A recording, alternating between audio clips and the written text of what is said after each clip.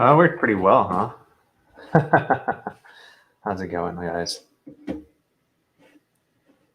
Um,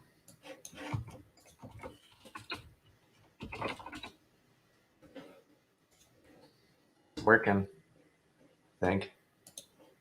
Yeah, all my 0 viewers. Gosh, I just wanted to do something while I'm doing my eBay packing orders or whatnot. If not, I'll just have something here while I talk about cards. Maybe it'll be like Rudy, talks to you through the shelf about cardboard. But no, it was good. Got some new bidders on the auctions. That was kind of cool. I'm looking over there because there's the monitor, but the camera's up there. I could change that. I have the power. I can do that, actually. Can I change that? Can I? I got this nice gooseneck attachment so I can move the camera around. So theoretically, I can make it so I'm looking where I'm talking. Can you do it? Is that better? I'm at an angle. I don't know if I like that. Yeah, that works a little better, right? Is that better? That's better.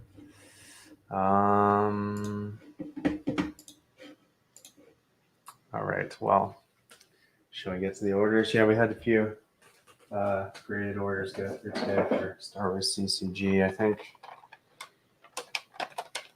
we had a beautiful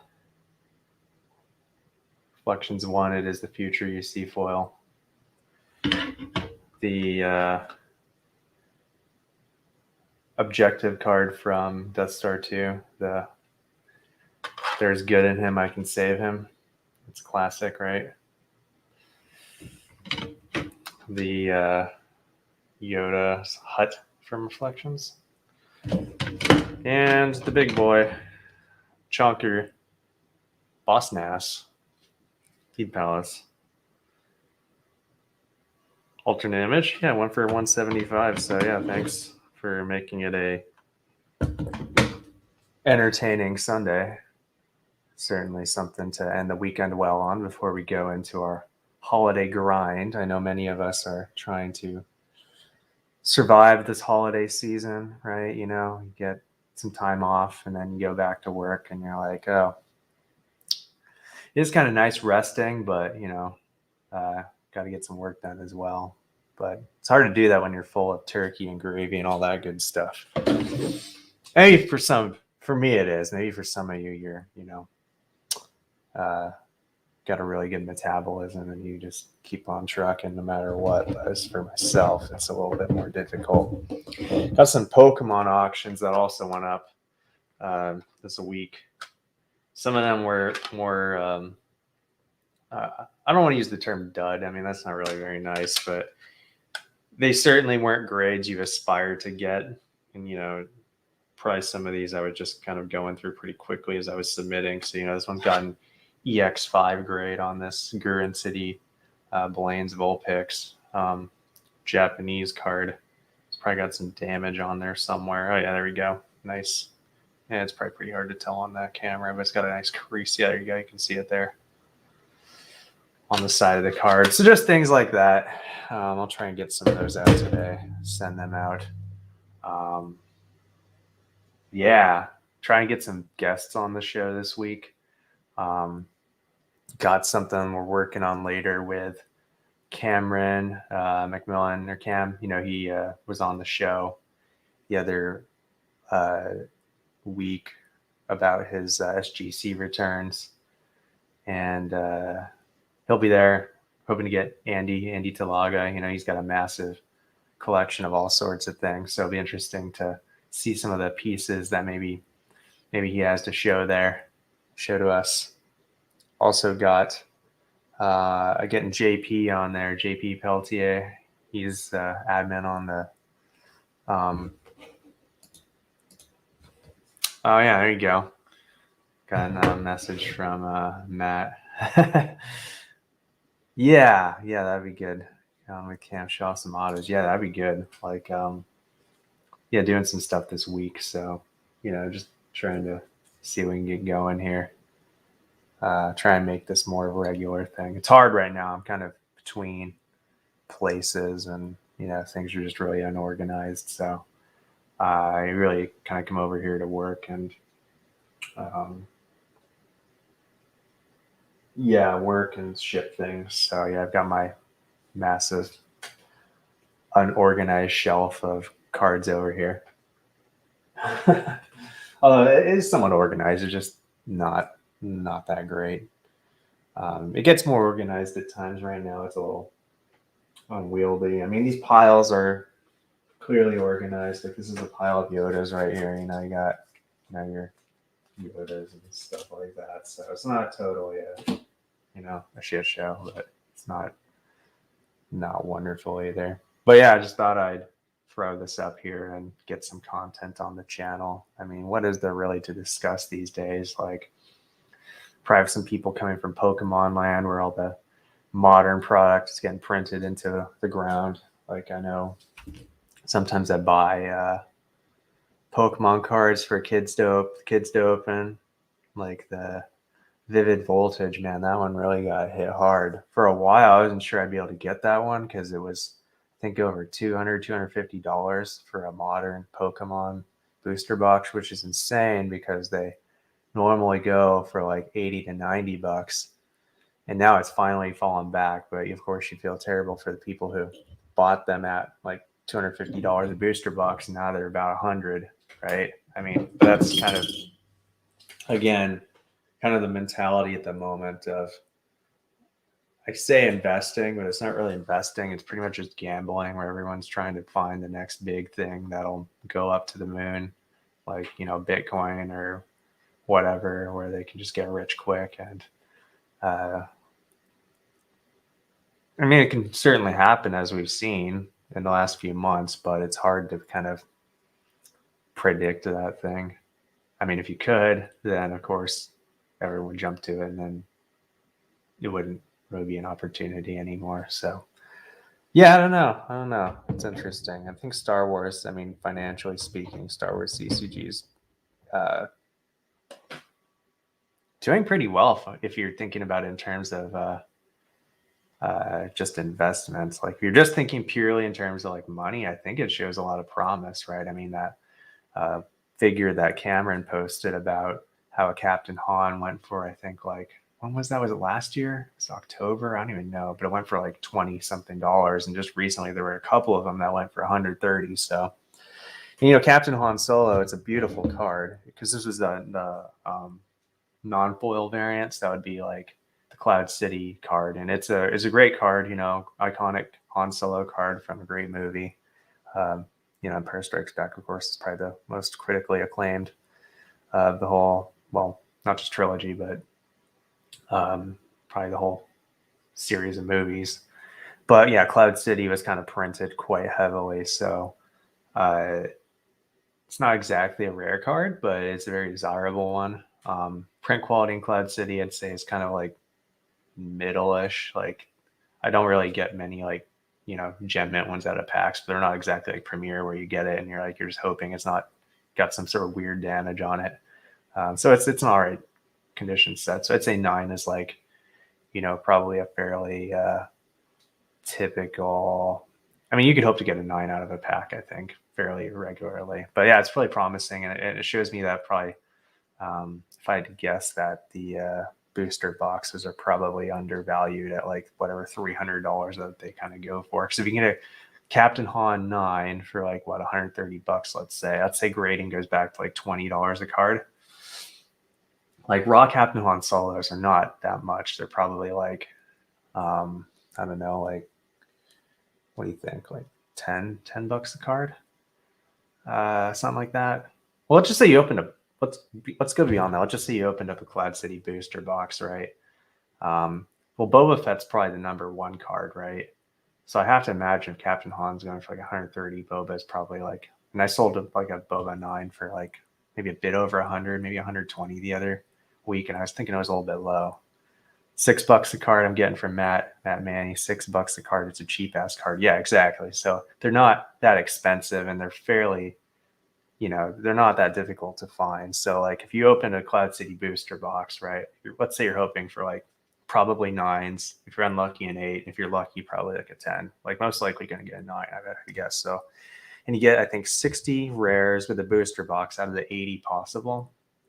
So the money cards are going to be Boba Fett's probably number 1. Probably Captain Han would be number 2. You got Princess Leia, which is probably her least, I don't know, because at least desirable. It doesn't sound very nice, but like probably one of the lesser Leias, but still it's a main character card. You got Dark Side Lando, Light Side Lando, Slave One, of course. So you got quite a few cards in there. So yeah, if you were to get most of those in like 9 condition, maybe you get lucky, you get 1 into 10. Maybe you get unlucky, you get, or unlucky, 1's in an 8.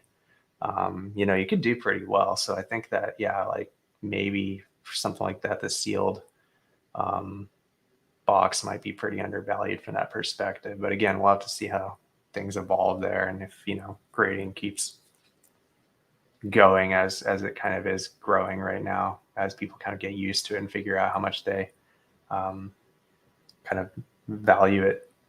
Yeah, value it. So yeah, it'll be really fun. It's fun to kind of see this evolving. Yeah, certain sets, it's really interesting how that's changed, because I think about maybe a couple of years ago, Cloud City was a little bit over $100 a booster box. I kind of recall it was about $100. Now it's about kind of $300 to $400, kind of bounces between there, $300 to $400. Even something like Jabba's Palace is probably like what, like maybe $200 on a bad day, $200 to $300. Jabba's Palace has got like what, Slave Leia is probably the chase card there. Of course, Jabba the Hutt, but people don't like Jabba as much as they like Slave Leia. Maybe Salacious Crumb, maybe got Tom Tell, Lando in disguise, tons of random aliens. What's that elephant guy? Max Rebo, yeah, that's a good one. Rancor, no, Rancor's not in there. Is Rancor in Jabba's Palace, or is it in Special Edition? Rancor's in Jabba's Palace. It's Sarlacc that's in Special Edition. That always threw me for some reason. It would make sense if Sarlacc was in Jabba's Palace, but it's not for some reason. I guess they wanted some stuff to put into Special Edition, and maybe they saved it for that, so it wouldn't be like in 2 sets in a row. Although it isn't, well, I don't know. I think it's one of the few cases where they have the exact same name, like Boba Fett and Cloud City, and then Boba Fett is also in Special Edition with no like additional titles on his name. Like the vast majority of the time, they would make the names slightly different, but those are only the ones I could think that are exactly the same. Max Reba, the elephant playing the piano, yeah. That's a fun card. Yeah, he was, I always got him confused, his name confused with Droopy McCool. That's another character that's similar to that. But yeah, just checking this out, making sure the stream's running all right. Sounds like my audio is okay. Yeah, I got my setup here with some of this stuff. Got my Reflections 3 box. So yeah, Reflections 3 box, Death Star 2. My Reflections 2 box. Yeah, some fun stuff here. It's Jabba's Palace.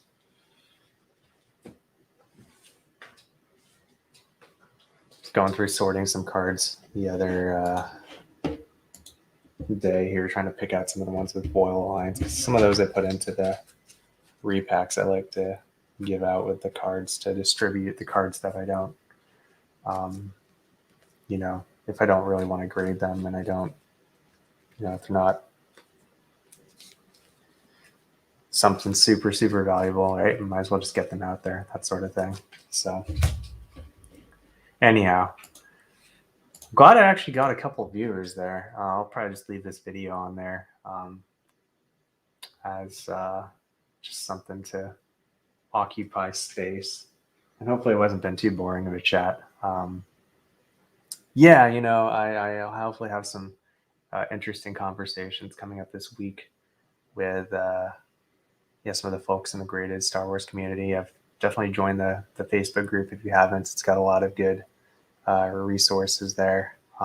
Maybe one of these days, if I get a bunch of time, I'll start maybe not a bunch of time. I never get a bunch of time. If I get a little bit of time, I'll stream some GIMP. That'll be fun, and I'm sure that'll be an opportunity for everyone to tell me like what I should be doing. Those sorts of streams are always a lot of fun. I remember, actually, it's funny, when I used to play League of Legends, there was a streamer who played, whatever Dominion. It was one of those sub games of League of Legends, and he actually started doing some like homework for some online course, and that actually got a ton of viewers because everyone wanted to tell him how to do it. So maybe if it's that sort of thing, like if I play GIMP and I stream it, everyone will tell me like what I should be doing because I'm not going to be doing it correctly. And there are a lot of people that really know what they're doing in the Star Wars community, a lot of players out there. So I think that'll be a lot of fun. That'll be a good stream idea. Just gotta, get situated so that can make it happen. But yeah, so this was kind of fun. I'll be around. I'm glad the setup worked well. Probably pack up some of my cards here, get those out to the happy customers, and have a great December, everyone. It's the holidays. Make sure to relax a little, prepare for hopefully not as crazy 2022. 2020 was definitely crazy. 2021 still pretty crazy. Maybe we'll get back to some sort of a new normal this year. That'd be kind of nice, right? Really happy about the future of graded Star Wars cards. Again, I've got probably about 500 of them still at PSA, 550, something like that. Yeah, probably about 520. I don't know, somewhere around that. I got them in right before they, in a couple of months before they closed. Actually, a little bit before that. I got quite a few of them. I got in November of that's when they were entered into the system, in November of 2020. So yeah, still don't have them back. I might not get them back until next year, which is kind of crazy, isn't it? But yeah, anyhow, take care. May the force be with you, and hopefully you guys will be able to tune in later this week. I'll put up some announcements in the Facebook groups for that. But if not, maybe just try to catch it live, or if not, just catch the replay. Probably be in the evenings. I think with JP, we're planning on Wednesday night, and with Andy and Cam, Thursday night. So probably around this time, or maybe a little bit later. I know. I think for Andy, we were thinking about 8 p.m. Pacific time. So that'd be Thursday at 8 p.m. Wednesday with JP, I'm not sure. He's Central Time-ish, I think. So probably around this time, if I had to guess. He's a busy guy. All right. Well, take care, everyone. Stay safe.